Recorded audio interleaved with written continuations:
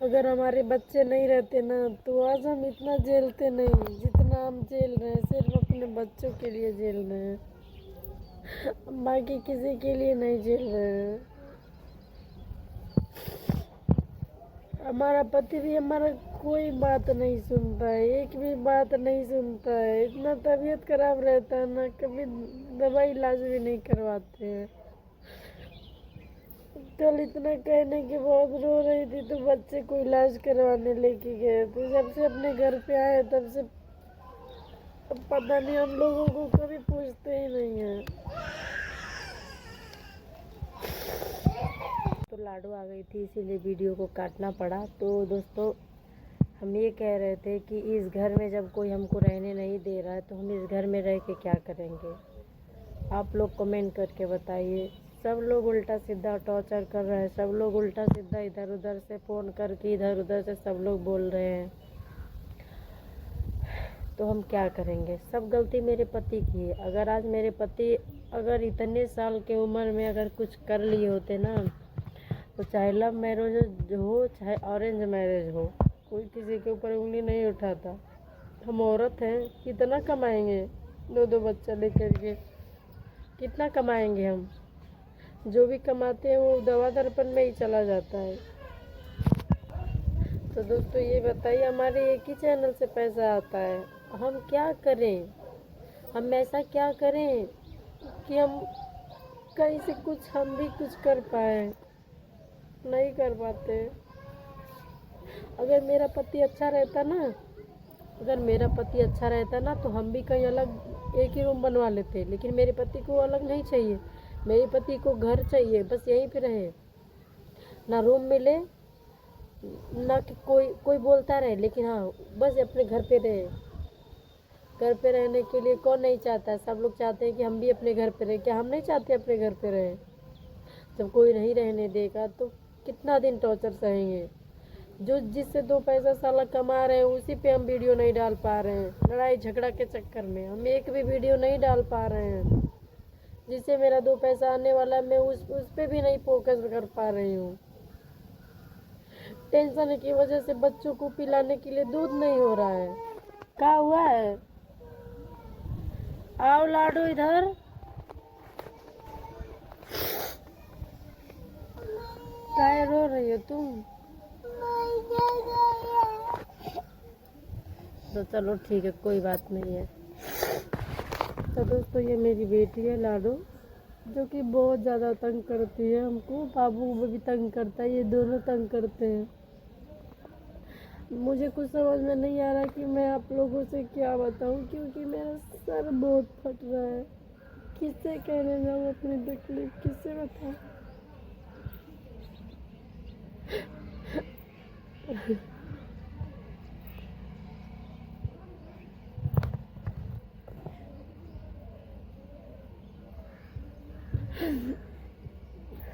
एक बेटी है जो इसको पकड़ के जी भर के रहते हैं।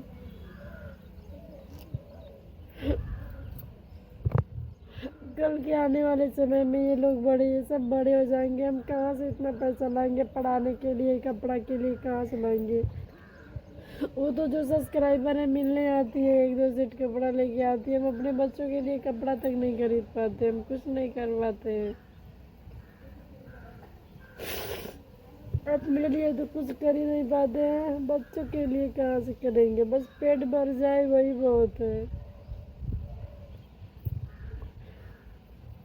सब कमी मेरे पति में है। अगर मेरा पति अगर अपने बच्चों को और अपने परिवार को लेके चलता ना तो कोई तकलीफ नहीं होती। बस पति को ना औरत चाहिए ना बच्चे चाहिए, सिर्फ अपना परिवार चाहिए। आज जवानी है, आज जितना कूदना है कूद लो, कल के बच्चे ही काम आएंगे। जितना कूद रहे हो ना एक दूसरे की बदौलत, जितना कूदना है कूद लो, फिर आगे चल के बच्चे ही काम आएंगे। यही औरत एक लोटा पानी देगी, दूसरा कोई नहीं देगा।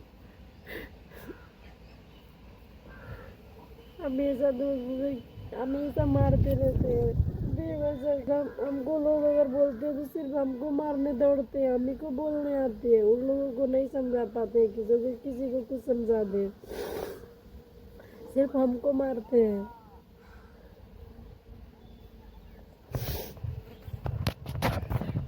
मेरा भाई भी आने वाला था कि मतलब दीदी हम आ रहे हैं, मम्मी भेज, अब मेरी मम्मी जो है भेज रही थी कि जो देख का मैटर है, का ये तरह का ही होता।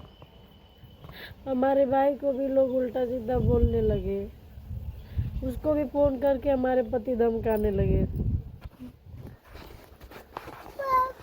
ये लोग सोच रहे हैं कि नहीं बुलाएंगे, बुलाएंगे अपने भाई को बुलाएंगे। अगर हमारा बाप हमसे बात करता ना तो अपने बाप को भी बुलाते। आज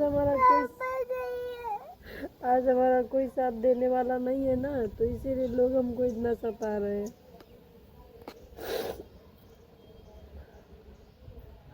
और दोस्तों आप लोगों से हम बता रहे हैं, कभी भी किसी आदमी का, अगर लेडीज हो, किसी आदमी का अगर एक बार शादी हुआ होगा, दोबारा कभी शादी मत करिएगा, क्योंकि वो दिन नहीं कर पाएगा आपका, क्योंकि वो सारा चीज़ अपनी पहली बीवी के साथ सह चुका होगा, दूसरे का कोई कदर नहीं करेगा।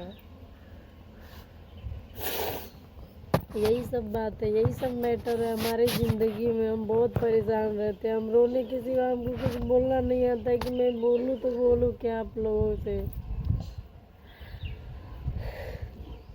शायद मेरी ज़िंदगी ऐसी नरक बन गई है, मुझे जीने से कोई फ़ायदा नहीं है। लोग बोलते हैं कि बच्चे के लिए जियो, जिएंगे तब बच्चे के लिए जियो। जब साला पैसा ही नहीं रहेगा तो कहाँ से खिलाएंगे बच्चों को? ना रहेंगे ना टेंशन रहेगा। जिएंगे तब तक टेंशन रहेगा कि क्या, कहाँ से लेके आऊँ, कहाँ से खिलाऊँ, कहाँ से दवा कराऊँ, कहाँ से क्या करूँ। लोग बोलते हैं कि यूट्यूब पे आती है, इतना कमाती है, फिर भी रोती रहती है। जो लोग यूट्यूब पे आए, आप भी लोग बताइए कितना यूट्यूब से पैसा आ जाता है। अगर फेसबुक रहता तो फेसबुक से आता है, यूट्यूब से पैसा उतना नहीं आता है। और ये मेरा मिलियन सब्सक्राइबर नहीं है कि मेरा इतना पैसा आएगा। 8,000 महीने में आ जाता है, वही बहुत है। एक महीने आता है, एक महीना नहीं भी आता है, तो हम अपना खर्चा कैसे चलाते हैं वो तो हम भी जानते हैं। लोग इतना अच्छा अच्छा पहन के वीडियो बनाते हैं, हमारा मन नहीं करता है कि हम भी अच्छा अच्छा पहने, हम भी अच्छा अच्छा चीज़ खाएं, अच्छा पहने, अच्छे से वीडियो बनाए। क्यों नहीं बना पाते? जब हमारे पास नहीं है तो किसी का, कहते हैं ना कि किसी को देख करके अपना सर थोड़ी फोड़ लेंगे।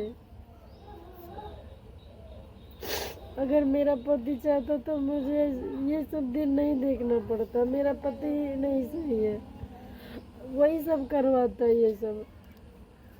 अगर दूसरी औरत रहती तो उसका पति उसकी वो औरत एक आंच गिरा देती है ना, तो भी पूछता है कि क्यों रो रही हो। लेकिन मैं पूरा दिन ऐसे रोती रह जाऊंगी, कोई पूछने वाला नहीं है क्यों रोती हो। मेरा सर एकदम से बढ़ता है, किसी से कुछ कह भी नहीं पाते। अपना इलाज नहीं कराते हैं, सोचते हैं मेरे इलाज से बढ़ के मेरे बच्चे हैं। मेरी माँ का भी फोन नहीं लगता है कि माँ से ही पैसा मांग के दवा करा दूँ।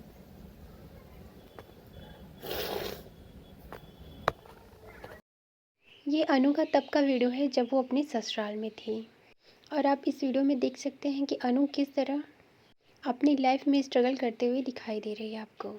यही रीज़न था कि अनु को घर छोड़ने पे मजबूर होना पड़ा, और आज वो दर दर की ठोकरें खा रही है अपने बच्चों को लेकर। आप देख सकते हैं कि ये प्यारी सी छोटी सी अनु की बच्ची अपनी माँ को कितना समझती है, जो कि देख के बहुत ही हैरानी हो रही है कि एक बेटी जो कि अपनी माँ की तकलीफ़ों को बहुत ही अच्छे से महसूस करती है और उसे कम करने की कोशिश करती है। वहीं एक पति जिसने कि एक लड़की का ज़िंदगी बर्बाद कर दिया, उसके बारे में एक बार भी नहीं सोचा कि आखिर उसका क्या कसूर है।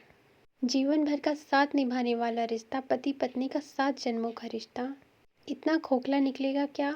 अनु ने कभी सोचा होगा उस वक्त जब वो अपने घर की दहलीज कदम निकाल के आई थी अपने रामू के लिए, उस रामू के लिए जिसने उसे धोखा दिया, उसने सारी बातें छिपाई। पहला केस तो रामू पे धोखाधड़ी का होना चाहिए, क्योंकि रामू ने धोखे से एक लड़की की ज़िंदगी बर्बाद करी है। झूठ बोलकर उसे अपने प्यार के जाल में फंसाया और 2 बच्चों की माँ बनाने के बाद बीच राह पे उसे छोड़ के चल निकला।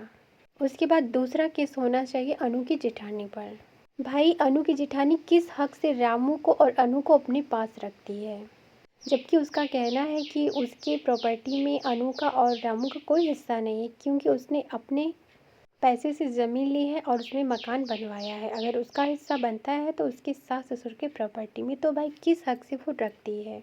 उसे रामू को और अनु को रखने से मना करना चाहिए। जिस तरह वो अनु को अपने घर में रखने से मना कर रही थी, उस तरह रामू को भी उसे अपने घर से भगाना चाहिए। लेकिन उसने ऐसा नहीं करके रामू का साथ दिया, इसके साथ ही अनु को प्रताड़ित किया, मानसिक ही नहीं शारीरिक रूप से भी। क्योंकि मेंटली टॉर्चर तो उसने जो किया वो किया ही, लेकिन अनु को फिजिकल भी बहुत ही दर्द दिया है, जिसकी वजह से आप देख सकते हैं कि अनु के सीने में दर्द हो रहा है, उसे बेहोशी हो रही है और काफ़ी ज़्यादा मुश्किलों का सामना उसे करना पड़ रहा है। अनु को दूसरा केस अपनी जिठानी पर ज़रूर करना चाहिए, घरेलू हिंसा का, क्योंकि उनको ये राइट नहीं बनता है कि अपने घर में रख के वो किसी औरत को प्रताड़ित करें, और मारने पीटने का राइट तो बिल्कुल भी नहीं बनता है। एक छोटी सी बच्ची जिसने अपनी माँ की तकलीफ़ों को देखा है, मार पीट खाते हुए देखा है, गाली गलौज सुनते हुए देखा है, उसे बहुत ही अच्छे से एहसास है अपनी माँ की तकलीफ़ों का, जो कि आप देख सकते हैं। अनु के मेहनत के पैसे से रामू ऐश करता था, अपने परिवार को भी बांटता था और खुद भी खाता था, इतना ही नहीं वो उड़ाता भी था, जिसकी वजह से आज अनु को कितनी परेशानियां झेलनी पड़ रही हैं आप देख सकते हैं। अगर अनु के पास पैसा रहता तो बहुत ही अच्छे से उसे अच्छी जगह रूम मिल जाता, इस तरह उसे दर दर की ठोकरें नहीं खानी पड़ती। आप जो भी लोग मेरी वीडियो देख रहे हैं, आपसे निवेदन है आप प्लीज़ अनु का ज़्यादा से ज़्यादा सपोर्ट करें।